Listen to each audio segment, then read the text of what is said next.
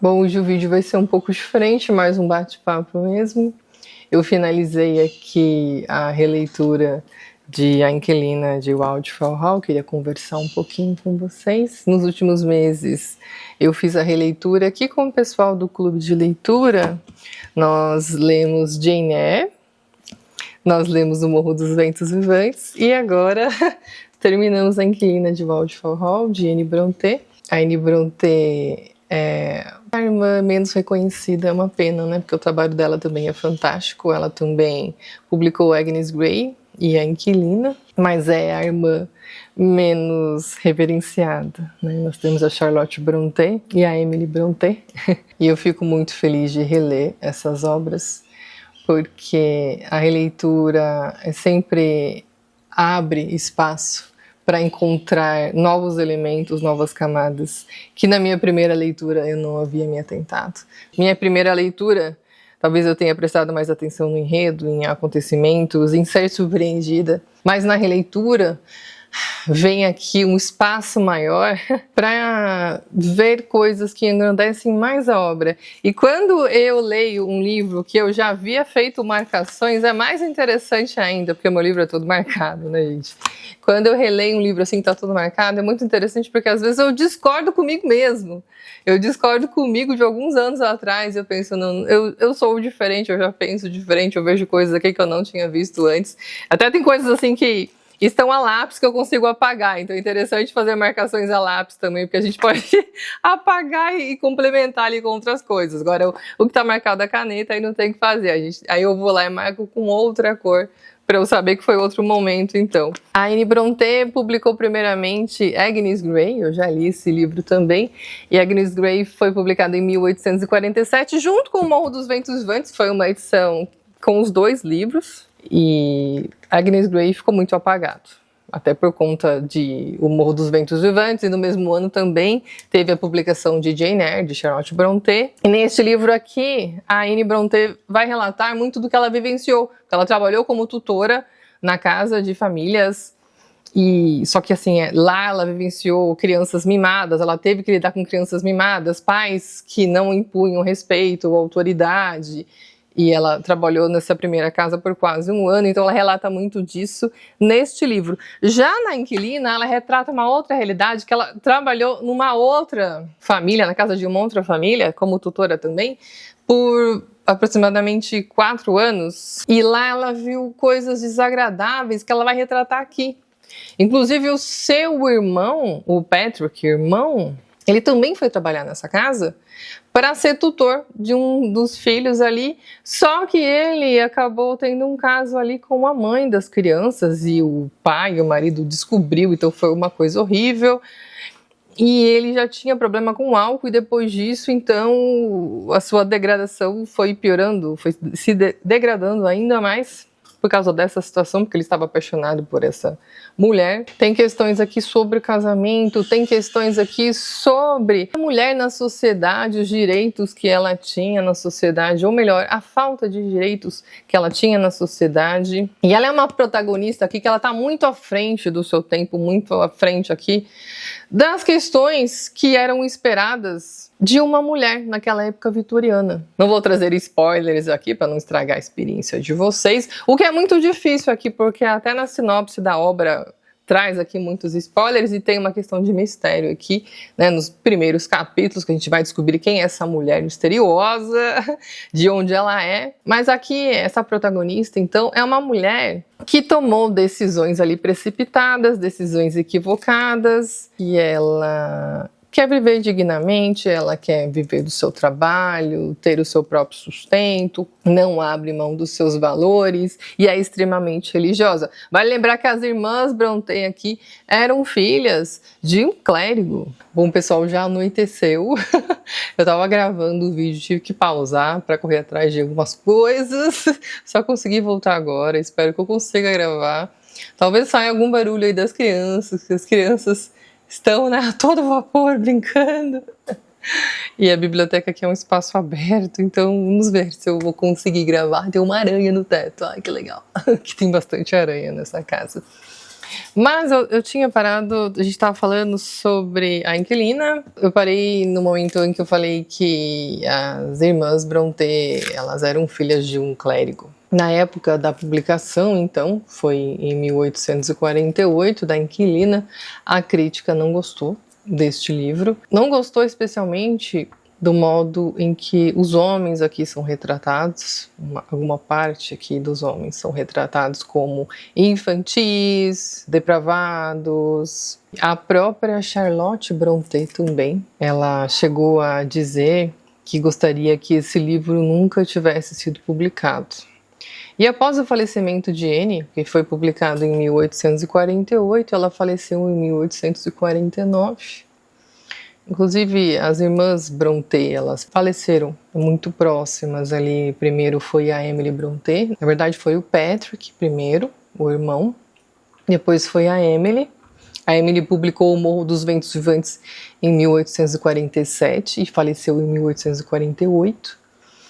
Em 1848 foi publicada a Inquilina e Anne Brontë faleceu em 1849. A Charlotte Brontë, que escreveu Jane Eyre, faleceu em 1855. E depois do falecimento de Anne, Charlotte não quis mais publicar o livro, mas após o seu falecimento, após 1855, ele foi republicado sim, porém alguns editores optaram por cortar algumas partes que não eram tão interessantes assim para a sociedade, né? Para amenizar um pouco essa questão da crítica, em questões aqui sobre essa depravação, sobre casamento. Entendam que aqui é uma sociedade vitoriana, tá? Nos moldes de hoje, né?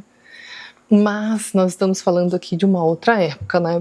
Uma época bem diferente em termos de valores, né? Da sociedade, até de direitos também. E por alguns editores publicarem a edição mutilada, até hoje nós encontramos edições aí que são integrais, essa daqui é uma edição integral, por exemplo, e tem edições por aí ainda sendo vendidas que foram censuradas e não contêm algumas partes. É muito interessante porque quando você lê um dos livros das irmãs Brontë, você sente vontade de ler mais um livro de uma outra irmã, você quer entender um pouco mais, você quer ler a Charlotte, aí você quer ler a Emily, aí você quer ler a Anne também, então é um caminho sem volta. Eu tenho vários livros aqui, eu estou lendo no momento, inclusive, A Vida de Charlotte Brontë, por Elizabeth, que foi escrito por Elizabeth Gaskell. Logo após o falecimento da Charlotte, foi escrito, esse livro foi publicado em 1857, mas eu tenho outras biografias aqui da Charlotte, outras biografias das irmãs Brontë, tem os livros aqui, as cartas ilustradas das irmãs Brontë também, que lindo. E é um universo fascinante, é um universo que quanto mais se lê, mais interesse tem. Agora eu separei alguns livros aqui, que eu vou escolher a minha próxima leitura, e eu queria a ajuda de vocês. Vocês me ajudam a escolher? Eu separei aqui um livro, literatura russa. Faz algum tempo já que eu não leio Ivan Turgenev. E eu separei aqui, então, Rudin, que foi o seu primeiro romance. Foi publicado em 1856. E aqui o autor já traz O Homem Supérfluo, que inclusive nós vamos ler no mês que vem, no clube de leitura.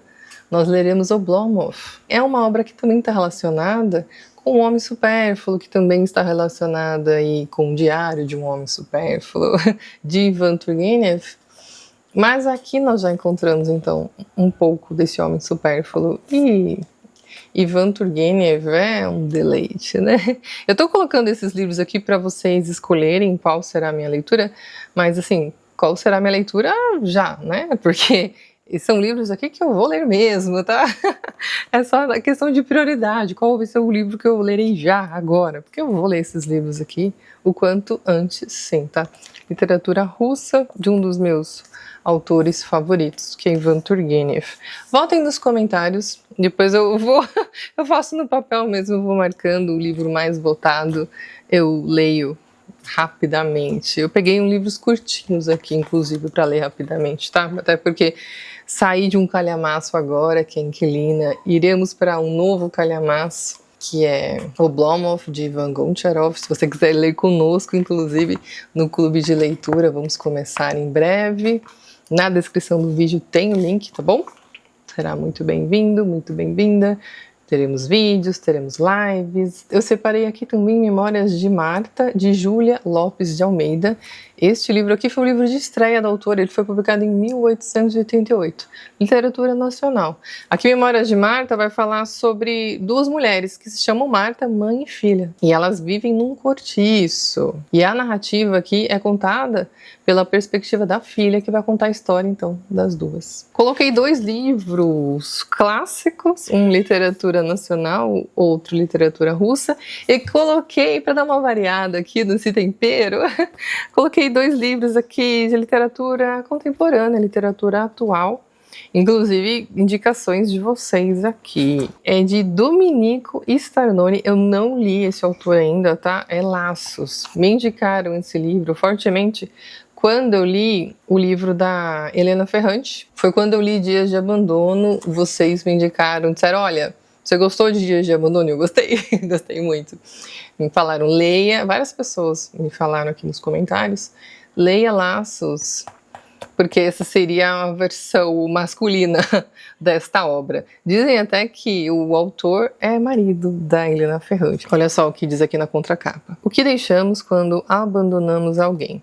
Uma casa, uma família, um passado, toda uma ideia de futuro. Esse é o eixo de Laços, romance intenso e verdadeiro de Domenico Starnone. Uma história sobre família, convívio e relacionamento mesmo depois que o amor acaba. Delicado, né? Esse tema delicado, difícil. O livro de Helena Ferrante, Dias de Abandono, é um tema super delicado, mas eu gostei bastante, sim.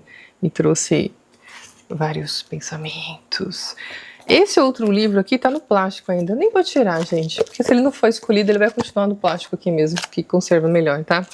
Esse daqui, O Dia em que Selma Sonhou com Okapi, de Mariana Leque.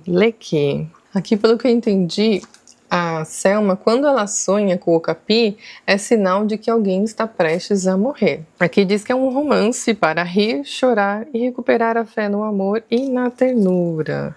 Deve ser bem gostosinho. Será que vocês querem que eu leia um livro mais leve? O que vocês querem? Me digam nos comentários, então, o que vocês preferem. Escolham minha próxima leitura. Uma leitura rápida, tá? Se quiserem me indicar outros livros também, fiquem à vontade. Eu adoro que vocês me indiquem. O Dia em que Selma Sonhou com Okapi, Laços, Memórias de Marta e Rudim. Se vocês gostarem desse tipo de vídeo, deixem um like para eu saber, tá bom? Assim eu faço mais vídeos nesse estilo, um estilo vlog, um estilo mais solto, quem sabe? Vou aprendendo, tudo eu aprendo, eu sou jovem, sou muito jovem. Eu vou aprendendo, a gente faz, ó, grava à noite, grava como der, e a vida acontece assim, né, nos imprevistos, no improviso, e assim continuamos, tá bom? É isso então, um beijo grande, até logo, tchau, tchau.